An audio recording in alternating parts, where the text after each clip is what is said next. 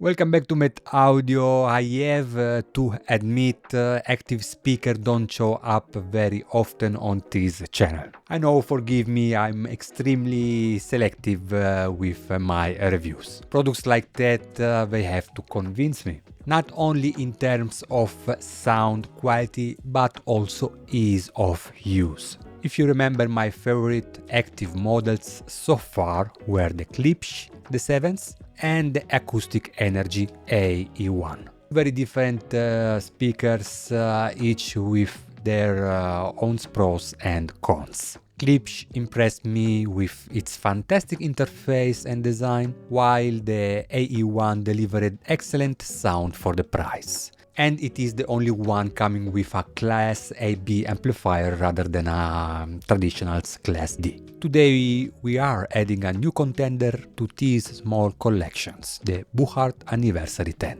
And this one clearly plays in a different category. So let's take a look of what Buchardt from Denmark is bringing to the table, because what you can do with this speaker is really impressive. And let's start immediately with the design and the build quality, because honestly this is the first things that you are going to see when you take for the first time in your hand the Anniversary 10. This speaker feels premium in a way that most active speakers simply don't. The cabinets are 100% made in Denmark, and Buchardt went all in here. The entire enclosure is built from solid wood, not veneer, not MDF pretending to be wood, solid real wood, CNC cut and hand finished. The result doesn't just look beautiful, it feels solid and real.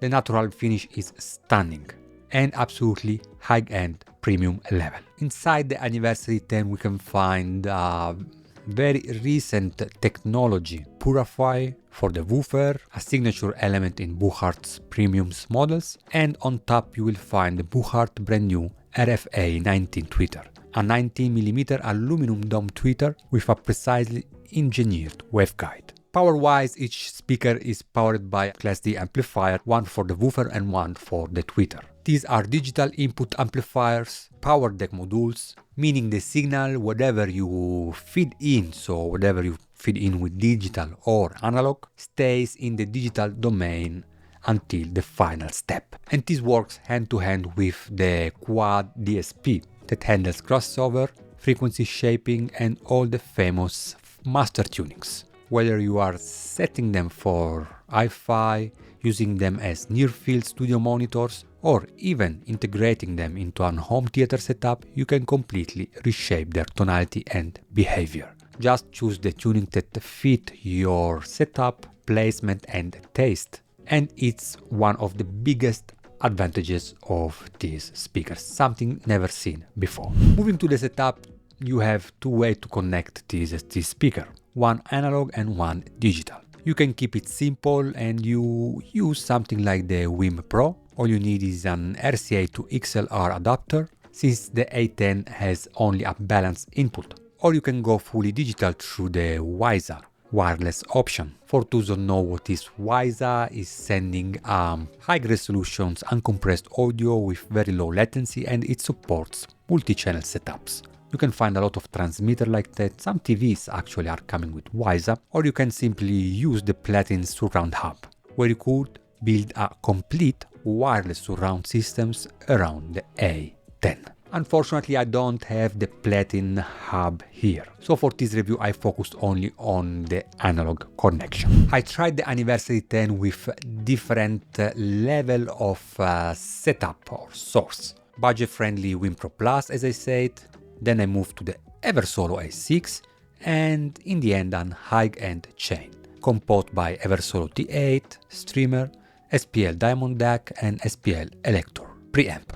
And despite the A10 internally redigitalizing those signals via DSP, the difference in sound quality was clearly audible. And before you say it's not true, wait a moment. Moving from the WiiM Pro Plus to the Eversolo A6 was already a real upgrade. Going from single-ended RCA to balanced XLR eliminated a very annoying ground loop on the right speaker, caused by an interference that I have here since I plugged both speakers in different outlets. So definitely here moving to the A6, so a full balance brought more transparency. Stepping up to the Eversolo T8 with SPL electronics was another clear jump. More definitions, more scale, better separations. Everything felt more serious. So yes, the WiiM Pro Plus worked perfectly, but feeding up the A10 with stuff more expensive is absolutely not overkill.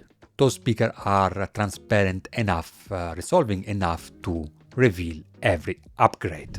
Anniversary 10 impressed me with how alive and engaging the sound is. The bass is one of the highlights, even at low volume. A10 deliver a punchy, confident, pretty controlled bass with weight. The extensions is crazy. We are talking here of infrasonic territory. Like a Floorstander, for rock, EDM, hip-hop, you simply won't need a subwoofer. Vocals and instruments are airy, light and refined, with a beautiful fine grain. Nothing harsh, no sibilance, pretty holographic, but never too close. It's smooth, it's warm, it's harmonically rich, perfect for long listening sections. Treble are pretty detailed but never too sharp, with a good amount of transparency. This speaker is very fast, never sleepy, always ready to jump. In George Duke's drum solo, the A10 goes into full attack mode. It truly behaves like a small floorstander. Even if your room is medium big, this speaker will fill every corner with sound. Excellent separations with a beautifully layered center image. Voices and instruments feels big, confident, agile, much larger than the cabinet size. You will have a lot of fun. Moving on the Mastertunings, remember I talked about that this speaker is coming with a lot of tunings that you can set really in a simple way. Buchardt includes the USB stick. On their website you will find 9 tunings divided into red and blue.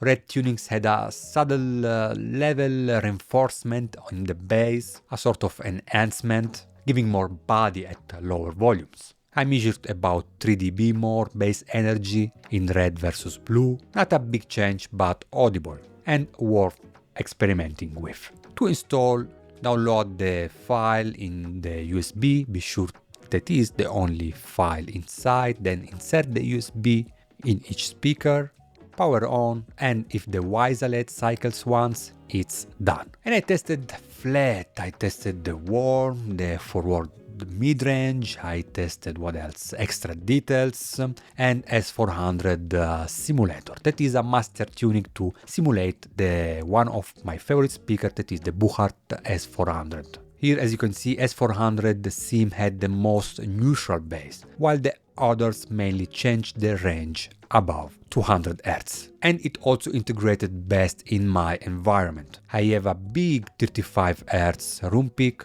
which actually helps with room gain and sub-bass weight. But the key point here, the sub-bass extensions of the Anniversary 10 is something I've never seen before in any bookshelves and in any active speaker. 28 Hz, 40 kHz plus 1.5 dB is something crazy. Absolutely insane. That's why I'm saying no subwoofer needed if you like punchy bass, a lot of subwoofer extensions, you will remain speechless. As for comparisons, to be honest, I don't have at the moment, sorry for that, any competing speaker. Klipsch 7 and the AE1 are great for the price in my opinion, but they are nowhere near the Anniversary 10 in terms of extensions, refinement, dynamic and transparency. Let's see what the futures brings. But right now nothing active I have tested plays in the same league.